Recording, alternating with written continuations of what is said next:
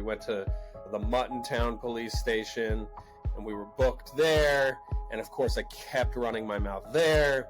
And then we ended up in Nassau County Jail that night because those cops were like, if this guy is going to keep running his mouth, maybe he should talk to a judge in the morning. And I literally learned nothing from the whole experience. I was so terrible. I didn't like the feeling of not being good at something immediately. I just started drinking all the time to be the funny guy. I ended up in this meeting with a mental health counselor in the first week of sophomore year, and she was like, I'm not going to say you're an alcoholic, but these stories are crazy. Dr. Schwartz clearly wanted me to avoid alcohol, but after that meeting, the only thing I avoided was Dr. Schwartz. Welcome to Wham Bam Thank You Pam. I'm your host, Pam Gaslow, writer, former stand-up comedian, and mastermind behind the 50-year plan to success. I also learned the hard way that you don't bring your vibrator to rehab, and wrote a book about it. Here we have bold, unfiltered conversations about sex, relationships, personal lives, and pop culture with a sharp, sexy, and comedic edge. Wham Bam Thank You Pam is the wildly entertaining, no-holds-barred discussion you didn't know you needed.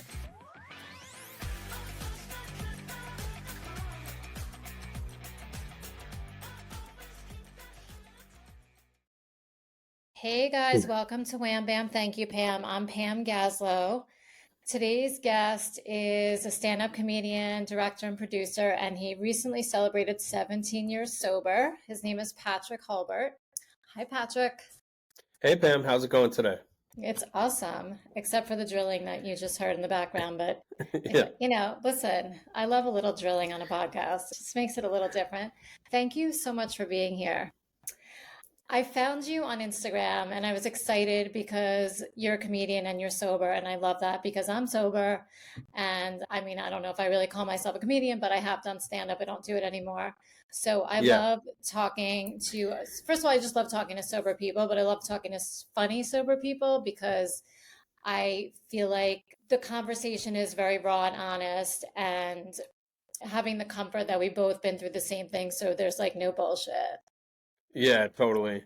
Yeah, and sometimes people say, you're a comedian, you're not funny, like in normal day-to-day conversation. But I think to make really dark stuff funny, you have to be, like you said, open and honest and vulnerable. And sometimes it just, like the funniest version of the darkest stuff of my life, I say on stage, but it's hard to say those same things off stage without freaking people out. Right. You're not just walking around telling people this wherever you go, of course. Yeah.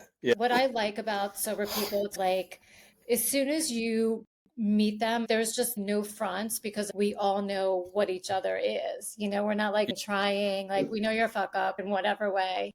So, you know, we don't have to go through this like bullshit, small talk, you know, that kind of thing. I really appreciate because I detest small talk in my life. Yeah. And there's a lot of interesting comparisons. Like in Jerry Seinfeld's documentary called Comedian, there's a part where he's saying, when you meet a comic, you know them immediately. Like if I'm working with a new comedian in the green room and he says, I'm a comedian too, like I know that person instantaneously. I don't even have to ask any questions. We just are the same thing. And I feel like that with the rooms. I don't know what you're into recovery wise, but I like meetings. I go to 12-step rooms and I travel a lot for comedy and I go to meetings as much as possible. And I love the feeling of walking into a room and I know these people and I love them and they love me. And, you know, the old thing, I might not like everybody, but I love everyone. Yeah. It's just cool. It's like a universal thing. Completely true. And you can go anywhere in the world and have that feeling that you're accepted and welcome. And so you have 17 years. I got sober originally in 1996. And Whoa. Yeah, so I haven't drank in 29 years, but I did relapse with weed a few times. But now I'm 6 years completely sober. And Cool. So how old were you when you got sober? I was 27. I was so close to joining the 27 club, but thankfully I didn't get in. I was 26. I mean, I'm older than you, but I thought we got sober at the same age. And so you did most of your drinking like in college and prior? Yeah, I didn't drink in high school because it's like a family thing, and I was like, I'm never gonna be like that, you know. And then I got to college. I had my first drinks at 18 years old as a freshman in college. Oh, Yeah. wow, that's kind of Um, late. yeah, yeah, I was like a late bloomer, and I wish I never drank because I never needed it. Like I was actually really popular and outgoing in high school, and then when I got to college, I didn't feel that way. Like I didn't know anybody, and I wasn't cool or whatever. And I definitely started drinking as a way to fit in. Um, Yeah. and I think I just knew somewhere in my subconscious mind, I knew that I would probably like it too much, you know?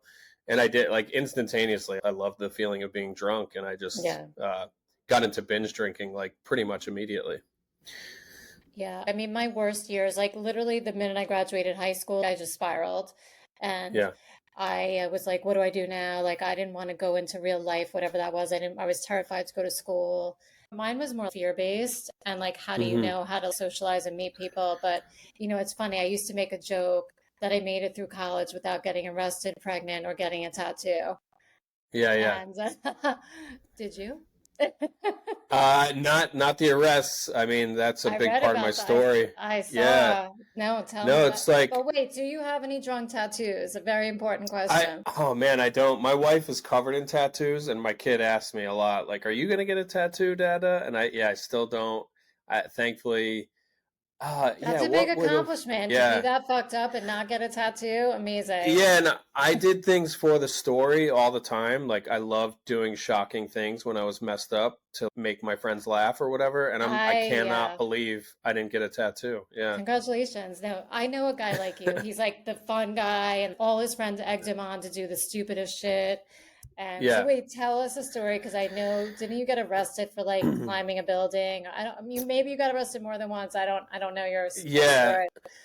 Well, I guess it depends on what you classify as an arrest. Like, yeah, on the college campus I went to, it wasn't in a college town. It was like a gated community essentially. So when we drank, it was like just drinking on campus in each other's dorm rooms and like wandering around. Some people drove to like clubs or whatever, but we just did so much drinking on campus. Where'd And when I got you? CW Post in Long Island, Oh, I'm from Long um, Island. Yeah. oh yeah, yeah.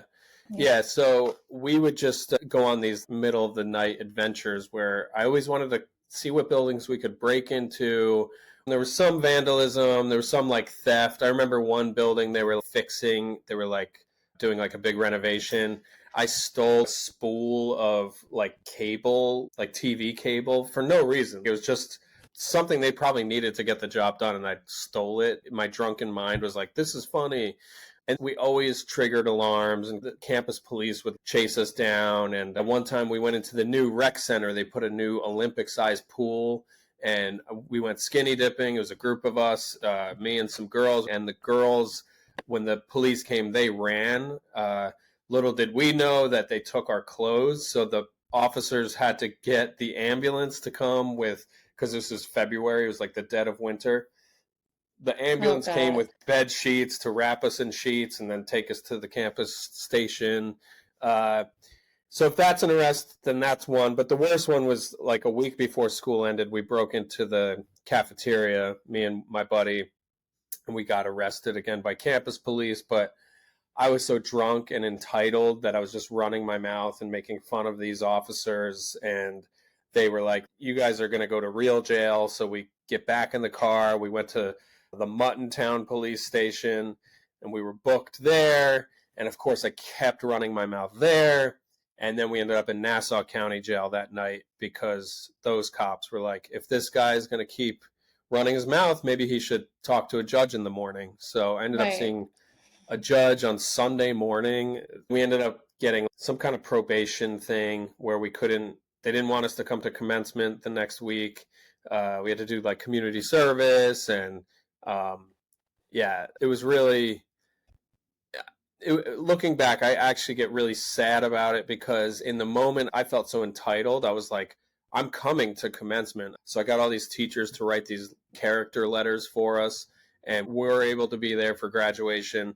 And I literally learned nothing from the whole experience. I just learned that, like, I can get away with stuff if I just know the right strings to pull, Well, at least Um, you graduated. Well, congratulations on yeah, that.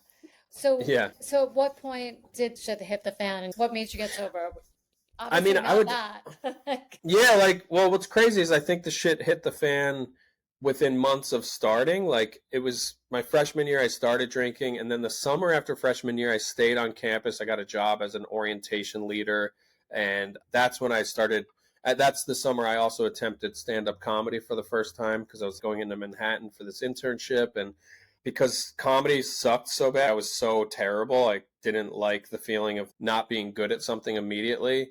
I just started drinking all the time to be the funny guy amongst the other Mhm. orientation staff.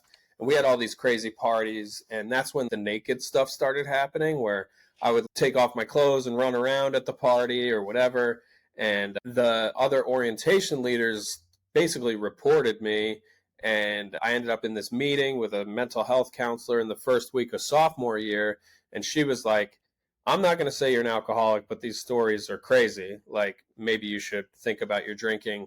So I would say the shit hit the fan then. That first summer, it was like people were kind of scared to be around me sometimes. I think most people viewed me as a lot of fun, but there were some people that were like, he gets a little too crazy. And yeah, the fact that a professional was like, come to my office to talk about your drinking, and she gave me the pamphlet and everything to fill out.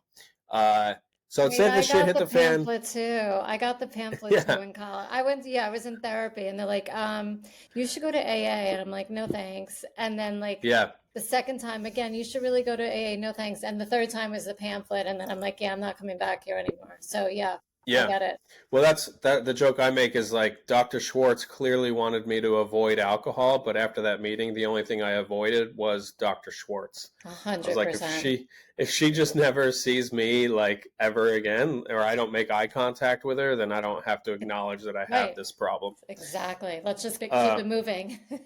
yeah, yeah. So I guess I knew I was in trouble, and I knew I had to look out for my drinking for so that was in my first year of drinking. I drank for 9 years in total. I was always trying to manage people's perceptions, and I was always doing my own personal public relations campaign where it'd be like, yeah, I know I did crazy shit last night, but I'm acknowledging it. I was never the person that was like, oh, well, I was drunk. Of course I did that. I always thought if I just owned whatever crazy shit I said or did, then I could prove to people that I didn't view myself as an alcoholic. It was like some Right. weird code of honor or whatever.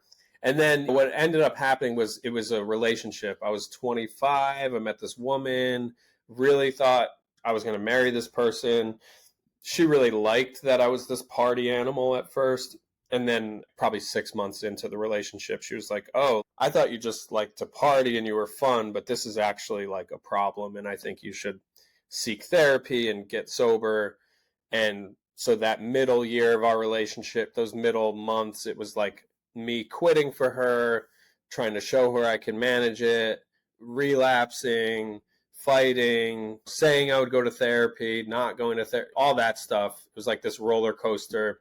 And we had a horrible trip to Italy. We went on this, what was supposed to be a romantic vacation, and, romantic European trips for alcoholics are just like an excuse to go drinking with strangers in shady bars. Yeah.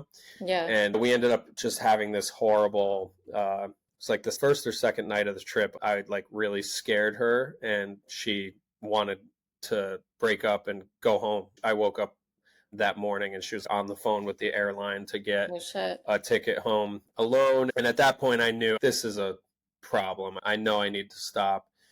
So I didn't drink for the rest of the trip. And similar to the college story where I got away with it, I said some combination of the right words to get her to stay on the trip. I didn't drink, and then I drank one last time back in New York. And that morning she was on the phone again with my brother, and he was like, yeah, you got to just kick him out. If he's not going to stop, you just got to get him out of there. And that phone call changed my life because I was like, all right, I'm really done. I'll go to therapy this week. And yeah, I basically quit to try to save a relationship. The ending of that story is that I didn't go to the rooms. I just did therapy once a week, which helped a lot in a lot of different ways. but I didn't learn anything about how to manage resentments. And I had this crazy resentment toward her, which was like, she's taking away my identity. Like, she's making me quit, you know? Mm, And I'm so cool and she's ending all my fun. But she saved my life, but I couldn't see that in the of moment. course. And I kind of stayed sober on spite and vanity for those first 6 months. It was just like, I'll fucking show her I can do it. And then I also liked that I felt better, I looked better. And then because I didn't sort through those resentments with other people, like I always say, I wish I met other guys who were young and also trying to save relationships. Because if I met other people in the same boat, I probably could have If you went maybe to saved that. meetings, you could have, Exactly. right. Yeah. I mean, I So, tried with a therapist. I remember going to therapy high, and I was hmm, like, because I had relapsed, and I'm like, this is a complete waste of time and money. Like, just sit home yeah, and be high, and when you're ready, come back here because this is absolutely pointless. I'm like, this is the yeah, dumbest thing you could possibly do. And yeah, I also remember therapists, like we said in the beginning, like, oh, you should get sober. And I'm like, well, you don't know. What do you know? You yeah, know, yeah, like you need to hear it from someone who's been there, who understands. I'm like, what do you have a degree? Like, you don't understand yeah, me, you know? yeah, Like, oh, I'll just yeah. listen because you tell me. Okay. Right. I actually got lucky because my therapist was a program guy and he was very open about it. He Oh, talked that's about great. himself a lot, which I needed at the time and I liked, but now I've realized, oh, he wasn't a great therapist. Like He was he 12-stepping would, you.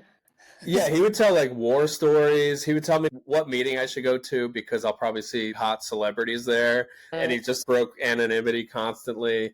Uh, And then, like a couple years into our work together, I think he got bored of me because he started falling asleep during sessions. Oh my So, God. Well, because you were sober, you were obviously boring now yeah, too. that's hilarious. That's so funny. Yeah, I I wasn't coming in mean, with like fires to put out right. He's anymore. like, I'm good with this guy next. So Yeah. you didn't go to treatment. No, no, I just did therapy. I quit cold turkey. I was really just a beer drinker. Like, I'm sure my body had some stuff going on, but I didn't have a violent withdrawal scenario, But, thankfully. and that's good. It's important to share that because a lot of people think that beer and wine are not alcohol. Yeah, Okay, yeah, so it doesn't matter if anyone's listening, it doesn't matter what you drink, it matters how it affects you and how you feel and all that. So, totally. they still have alcohol in them. So, wait, I saw something funny. One of your bits when you said you were thinking of quitting drinking and you Googled AA and American Airlines came up. Oh, yeah, So you drank for 3 more years. First of all, that's hysterical. yeah. Second of all, it's so relatable because I've done them like AA. I'm like, oh fuck, that's the airlines. But it's like annoying because people need AA more than American Airlines, and I really think that they should like swap sites, Yeah, they because should just donate it. like how many people were like looking to get sober and wound up going on a trip instead? It's not really helping. It's not really helping Yeah. people. Thanks, you guys. The scariest drunk thing with me on a plane was I went on this cruise with my friends. We were like, let's just go party. Let's drink our balls off on a carnival cruise for a week.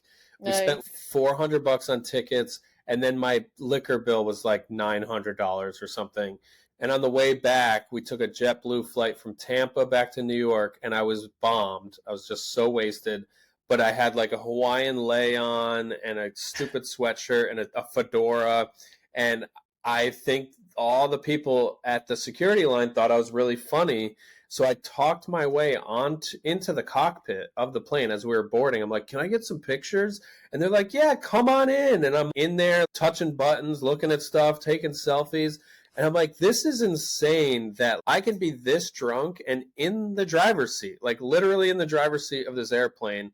Like it wasn't moving yet, but like I think back to that stuff a lot about how scary it is, how good I was at talking myself into weird scenarios. yeah. And there was no like pushback unless I was really messing with somebody, No, you I know? hear you. And it is scary. And I remember the level of confidence I had when I drank. I once saw myself on video. I was like, who is that? I Yeah. was like, hey, can I drive your car? It's stick. And I'm like, you're annihilated. Like, what are you even doing? I was like, that's me. That's really scary. I Yeah. mean, wow. Oh, wait, did you watch the new Charlie Sheen documentary on Not Netflix yet? yet. No, I've heard Okay, it's because great. there's the opening scene is him on a plane and the same shtick that you just did, except his level of fame was, Yeah, much yeah. higher. And they let him fly the plane drunk. I mean, like That's he crazy. took it to like, oh, Yeah. let's take a picture. Oh, let me wear your captain's hat. Oh, you want to sit in the cockpit? Okay. Oh, Yeah. I'm not gonna run. He ends up flying the plane drunk. So That's that's hilarious. yeah, it's not, but it is, but it's Yeah, not. But yeah. like what you Well, get away with, and also him being Charlie Sheen. Yeah, yeah. And you know the saying, the longer I'm sober, the drunker I was. I'm experiencing it in other ways, which is like the older I get, the more I become aware of the crazy amount of privilege I've been afforded in my life. Like, if I was a person of color, I'm not getting in the cockpit of an airplane. Like, that, they're not just going to let a guy who doesn't look like me in there. no, And I think that helped me with the various law enforcement interactions I've had over the years, stuff with women in bars, all that stuff. I've yeah, just been given so much more leeway in these situations than other people aren't getting, yeah, you know? definitely. So when did you start doing stand up? Well, you Uh, said you started like a little bit freshman year, but Yeah, I attempted when I was 19 years old, that first summer of college, and then it was just not fun because I was so bad at it. So I just started a band, and I was like, I'll just be the funny guy in the band. And then I tried again in sobriety. I was about 5 years sober. I was burnt out from a career in production, and I was really miserable and depressed, and I was a full-on workaholic. So I did the artist way with some friends. I don't know if that comes up on your show at all, but it's like a somebody creativity else mentioned workshop. it recently. Yeah, Yeah. So I did that, and then all the work I did in that program led me back to this childhood dream I always had, which was doing stand up. So I guess I was about 30 when I did a handful of open mics again, and again it went really horribly. It was pretty miserable, and I just got scared, and I U-turned back into workaholism. I took another big contract, and for a year and a half I just did this production job, and then I really bottomed out on workaholism because I was so ashamed that I didn't give stand up a real shot. So in December of 2013 I finished this project. I was like, I'm really done. I cannot say yes to another one of these. So I joined UCB. I took a couple UCB classes. And in my first class, I met a guy who was a comic. And I was like, I want to come with you to open mics. So it was March of 2014 that I started doing open mics. And I used all the principles of recovery. I was just like, I'm going to do this. I'll find a way to do this a day at a time. I'm going to aspire toward progress, not perfection. I'm not going to do it mm, alone. I'm going to try to tag along with this other guy. Eventually, I had a little crew of running buddies, and everything that worked for me in program worked for me in comedy. And it's been over 11 years now. And that is amazing. And are you yeah. full time? Do you do this full time? No, I do video work still. Okay. Sometimes I work as a sober companion or Yeah, I was going recovery to ask you about coach. that. Yeah. I used to make fun of those things. When I was getting high, I said to my friend, when I relapsed, I'm like, I need a sober coach. I need a really hot Yeah. guy with a big dick. Like, that's just, Yeah. like Yeah. we used to make fun. I'm like, what are these people doing? Like, Yeah. what are you Yeah. babysitting No, everyone? But I get it. I just like to make fun of it. no, it can be ridiculous. I've done it for about 8 years now, and sometimes I do it a lot. Sometimes it's like just a couple little things going on. There have been periods of time where I don't do it at all. I would prefer not to do it, honestly, because So what it's only been is a it? couple times that it's felt like I've really helped somebody, you know? Right. Is it just for an hour or two a day? Is it full time when it's like living with your sponsor? Sometimes it can be. It can look like that. Right now, I work with one person consistently, and it's not even a substance use thing. It's more of a mental health case where they need a little extra support. And we hang out and do activities, ride bikes, go to movies. It's really just keeping them active and And engaged but do you get in paid things. to do that? Is that a paying thing? Yeah, yeah. Okay. There's different agencies that work with different communities. A lot of times they're linked up with like sober houses and recovery houses, whatever. Interesting. And Okay. I have worked in scenarios where I've lived with the person. Um, I can't talk too much about specific No, stuff, it's but like okay. Yeah, I've been on 24/7 call. Oh, and a handful of what's called a transport when like an Take someone intervention to rehab. happens. Yeah, Yeah, and then you like help them get to rehab. right. Like I said, sometimes it's really beautiful and amazing, and then other times it's really challenging and a really hard thing to get through. But that's just like the nature of the beast. I mean, I've thought about it like, oh, should I go work at a treatment center? I don't really think I'm that type of person. Not that anybody who's sober can help another person, and it's beautiful, but I don't know that that's really for me. But, most people don't stay sober. A lot of people Yeah, don't want to.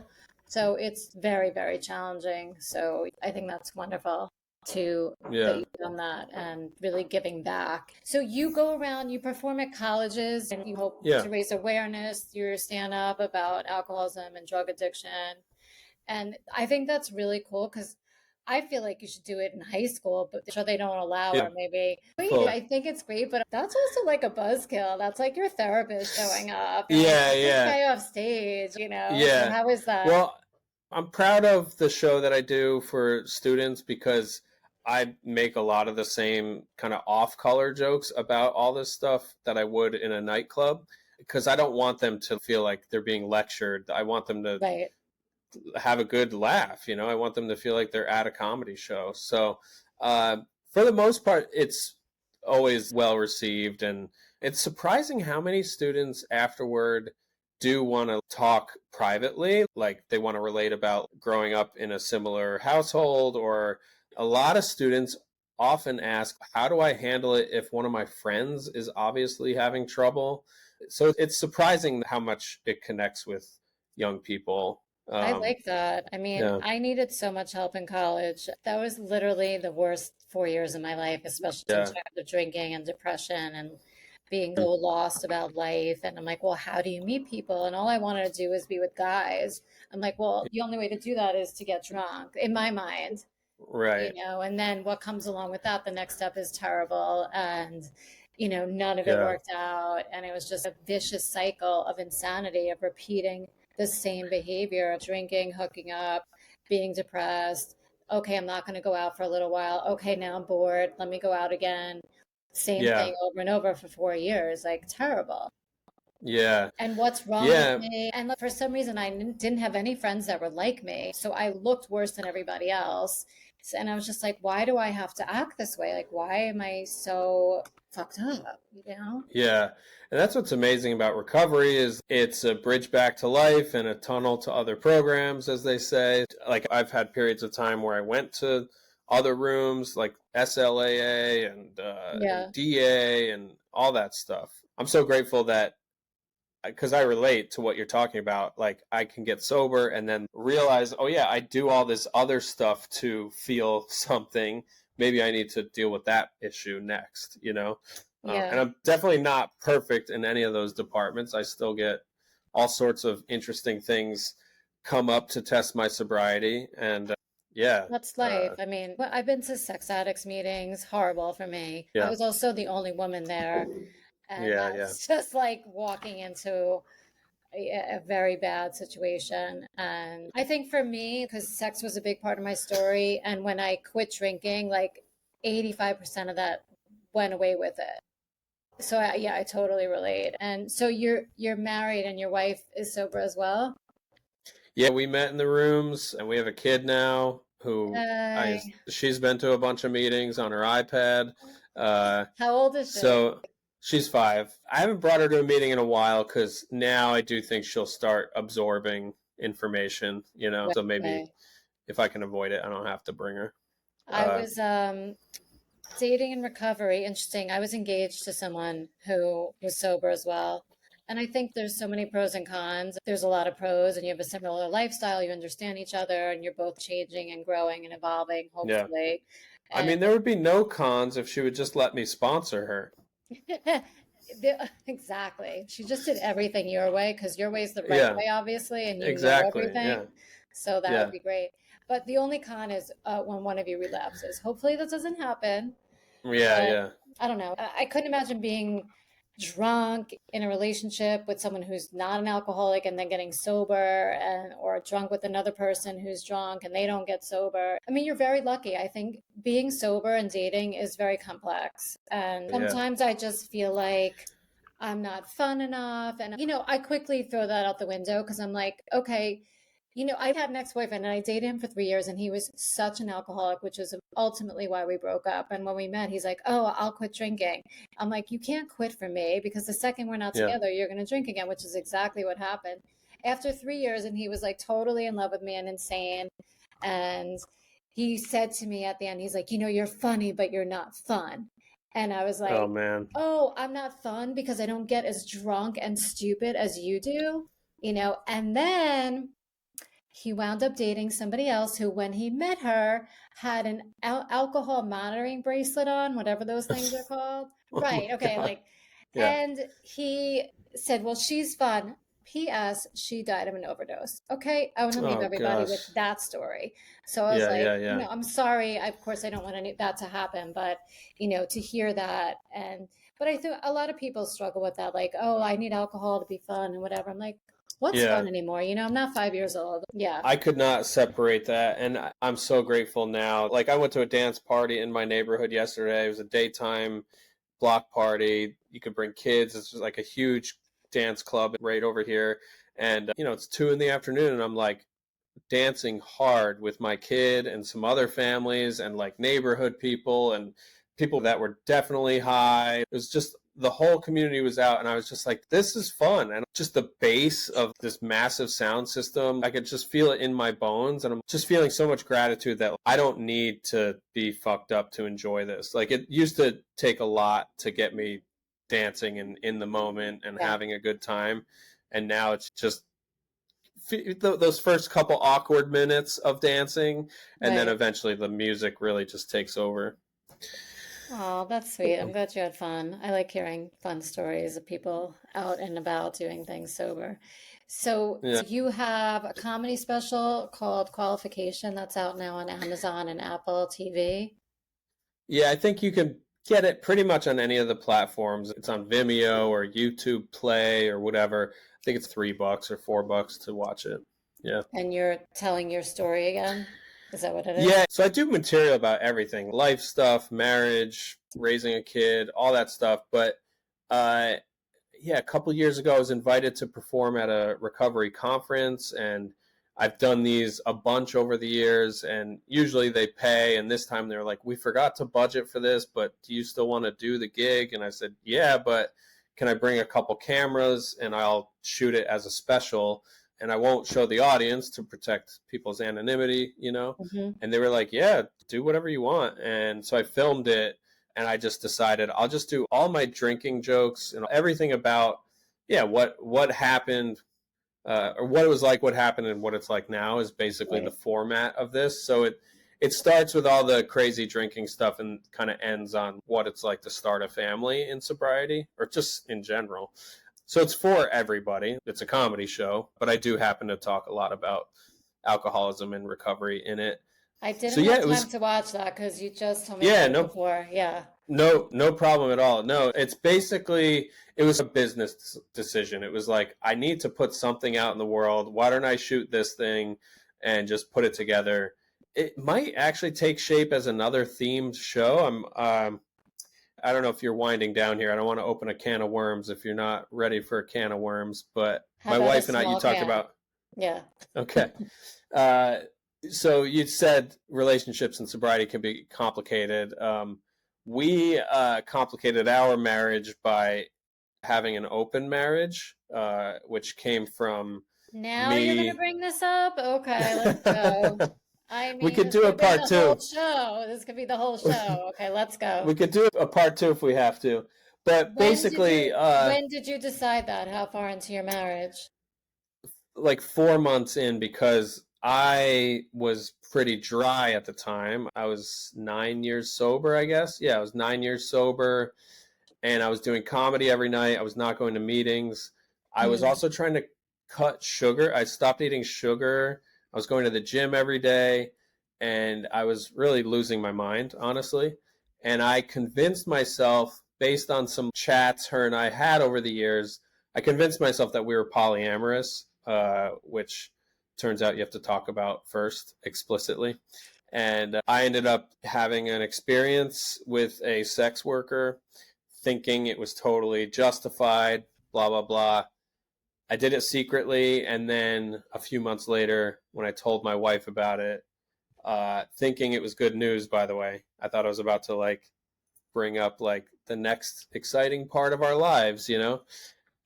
She was like, "What the fuck?"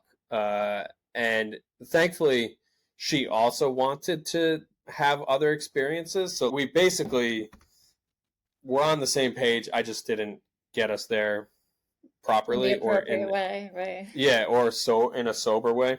Right. So long story short, we ended up doing all this couples therapy and started seeing other people.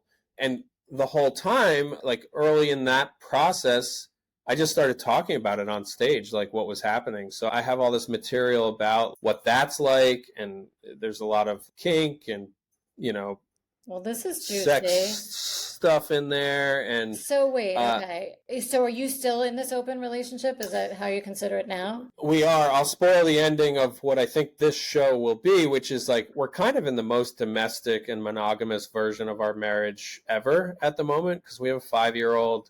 We both work 3 jobs. Uh, she sees somebody every now and again. I stopped dating people like maybe a year and a half or 2 years ago just because there's only so many hours in the day. Right. And I just have too many things I want to accomplish in my career that I don't think having other relationships is in the cards for me right now, but it's been a roller coaster. It's Mm. generally been good and beautiful and interesting and exciting, but there have been some scary moments of like it really testing our relationship and our marriage and our respective sobriety. So yeah. So now you said it's okay. So now you're not dating anybody else, and you said your wife occasionally sees someone. So do you get jealous when she goes and sees this person? Not this person because it's a woman, and I will Oh, admit that that doesn't trigger my internal caveman machismo stuff. right. But I mean, I do. Yeah, sure. There's certain things I get jealous of when she sees women. But yeah, jealousy. It's funny you ask that because it is a common question, and jealousy is such a natural emotion, and it's definitely a part of any of these situationships. So yeah, we do a lot of communicating about this stuff and take care of each other as best we Right. can. Well, thanks for being open. I mean, you aren't just open with me because you have a special about it and you talk about it, but I think it's great. I think I respect it. And I think everyone has to try whatever they want to try and see what works for them. And, and nobody should judge. Yeah, the special that's out, I don't think I get into any of this stuff, but what I'm working on now, a lot of the material I've been doing on stage is about all this stuff. And honestly, I don't know if I will be that interested in returning to a whole life based around all that stuff. I also don't know that I would recommend it to people. I think I'd only recommend it if you really want to do the work that comes with it. But like, Yeah. you have to have a That's getting very plan. complex. A very close friend of mine who's like very traditional in relationships. He said to me a few weeks ago, I think I'm gonna propose an open relationship to or a throuple to this girl he was seeing, which by the way, they're already not together anymore. And I was like, what? Not because of what it was, but I was like, because of I know him so well. He's like, well, the common denominator in all my relationships in the last 40 something years is that they were all traditional. I'm like, no, the common denominator is you. And I was just like, you think that you're gonna go out and easily find a third person that you're both gonna like, and then it's gonna just be Hmm. smooth sailing and I'm like, it's hard enough to be with one person, and now you're gonna have Yeah. oh, okay, good luck with that.